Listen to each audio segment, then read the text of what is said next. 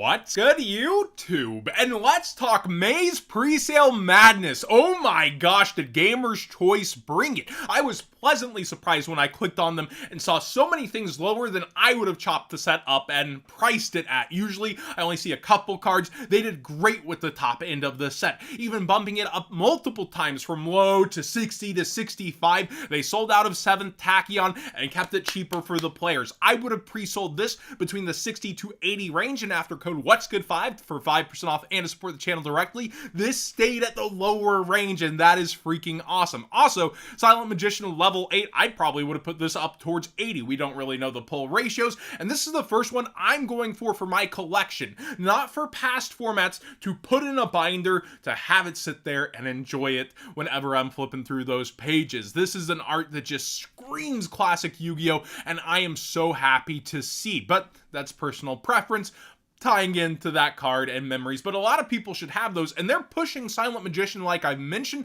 Multiple figures are coming out of her. One super waifued up like Genshin Impact, and another one that's actually classic. Also, we have number hunters happy with the number 107 quarter century secret rare. Again, pull ratios we're waiting to see confirmation on, and mass openings. The collector rares up top, I think the 7th Tachyon was a great deal. Perulia falls in a weird place where it has that quarter century secret rare, and it is now mid-max, and people are scared Stampede might have another collector rare of it. I wouldn't think Konami would touch this again until the 10s. We do have Battles and Stampede, though, 2 places for it to fade, and if it is in Stampede, it's going to have another collector rare right away. But with it being in an Ultra slot here instead of lower, I think they plan to sell it again later rather than sooner, and have these products tied together like they like to do of, oh, Fulos is over here after Perulia.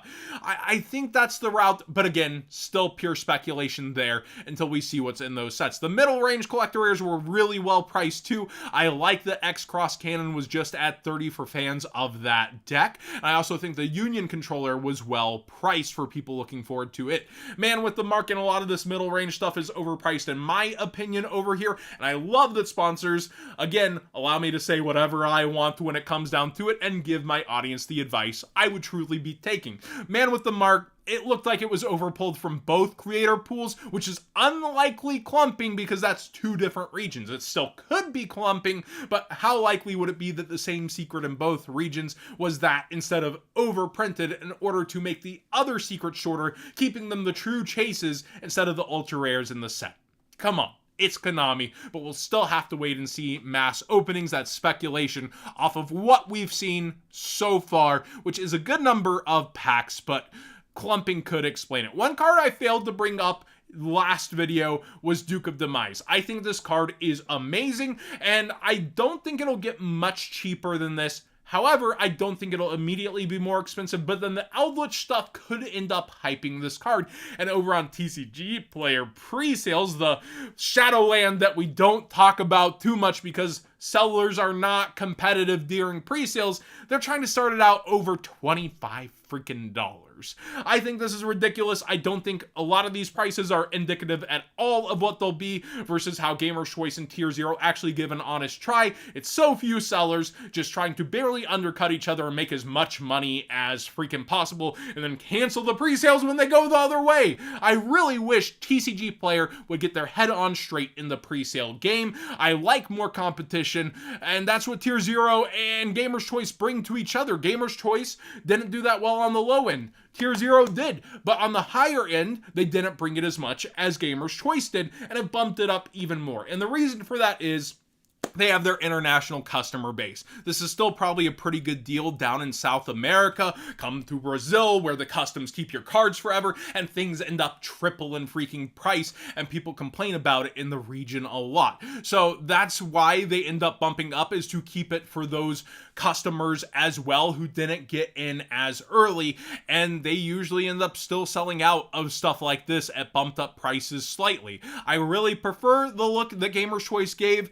Really, they did bump it up twice, but kept it still cheaper for the players, and I think they really won these pre-sales overall, where I understand where Tier 0 is coming from, and they did start more competitive early and still sold out some rounds of deals before ending up pushing up in price. Now, again, TCGPlayer, I love you, you're a great platform at times, but you have a lot of fixing to do. Let's go ahead and talk about cards that don't get me so riled up. Unauthorized reactivation is once again spiking. I don't believe this has had a reprint anywhere. This is just a combo with the Union stuff because it is Union Good Stuff, the card. So be aware that's why it is spiking. One, printing, and it's gone up before in history, somewhat recently actually. I forget what deck specifically that was for though. Statue of Anguish is a common you want to be picking out of bulk, heading towards $1 on both versions and running out of quantities. One of the best trap monsters in history. And then Crystron Smyger is going in the common pile as well. Crystrons have had a lot of decent results, not as overhyped as the prices would have suggested they would have done, but they are still managing to do it and top. So Crystron Smyger is an interesting one, and it only comes in common, and at this point, that's like, what, 8 years old plus? Yeah, it's been a while since it got a reprint. Seven years, right? Math. No, 7, 8, around there. Ghost Reaper and the Winter Cherries quarter century secret rares are both going down in quantity, up in price. This feels like one of the most invested in cards between the secret and then other versions in terms of not really panning out into formats, but it is still a format dependent hand trap, so I get why people want to hold on for them and go in while they're cheap, and it could find its format when it condenses, right? Then also the Winged Dragon of Ra got some support over with the Odeon stuff. That's actually playing on Pluto TV right now, the Odeon duels. This is not sponsored at all. I leave it as background noise for my dogs. They have a 24/7 streaming Yu-Gi-Oh channel. It's been on DM a lot lately. They used to jump to GX and 5Ds, but right now, as of recording, the Odeon duel is on it. So I found that timing hilarious because Winged Dragon of Ra is going to actually appear for the first time while I'm actually talking about this. That being said, it is going up in price for the quarter century secret rare and a couple other versions. The King's Court as well, I think I have somewhere as a tab here. Kaiku is also going up for its quarter century secret rare. It's kind of funny because the Speed Duel secret got bought out, so this got announced for reprint. Now the Platinum secret is still under the Speed Duel secret because it looks so freaking nice. And then the quarter century is going, I feel like this will probably get bought out here at some point and pass the secret rare, but I wouldn't underestimate the secret, and all of these holos will probably end up slowly going up over time as Kaiku is unlikely to get another nice holo printing anytime soon unless Konami does some special Starlight version of a Bonanza. I wouldn't put it past them. Ultimate Offering quarter century secret rare is also spiking, and a lot of these are going to be QCR buyouts. I know it's been a lot of them. I warned you, get the ones you want sooner than later because they're so hard to pull. So this band card looks amazing in quarter century secret rare, goes with some past format gadgets, and is going up. Drill Warrior, iconic. It is going up in price also, not too much. It's $7 versus this graph of 2, but that's still a sizable jump for percentages, right? And then Morphing Jar number 2 is also going up in price towards $7 as well when it was a low of 2 also. Ultimate Flame Swordsman Collector Rare is going up. Let me know if you know why on this one. I'm kind of scratching my head a little, and I haven't kept track of the deck's progress all that much, but it looks like people were already on it a little bit ago. It started spiking up $2 at a time, and now it's on full buyout mode. Rage of Abyss booster boxes are at an all-time high.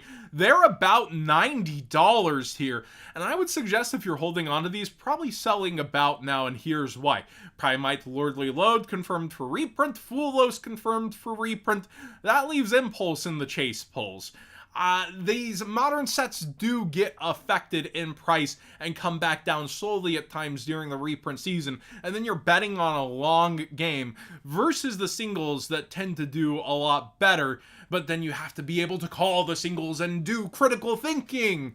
My point is, it's about to lose a lot of its top star traction, and it's probably a good time, as Primite Lordly Load is no longer worth that box, and neither is Fulos. It still has an okay spread, but the value's only going to seep out from here. And yeah, I did bring up the other Winged Dragon of Ra's. King's Court here sold out. King's Copium, you know I still have my cases. It's interesting because other Pharaoh Rare secret rares are going, and those were considered misprints because they were only in the NA print, but then they did something on purpose with that later in Mavens, where one region was Ultra and one was secret. So with these, a lot of them are going, but people are also buying this version too. Quantities are going, it's going up in price. So people are just getting different copies of Winged Dragon of Ra right now, and it seems to be getting the most support over time as well. Thanks for watching today's Market Watch. Please subscribe if you haven't already. Give this video a thumbs up if you enjoy these conversations and kind of different looks into the market at times. I think that May's pre-sales were a very interesting show, and I look forward to seeing how prices actually settle out as well.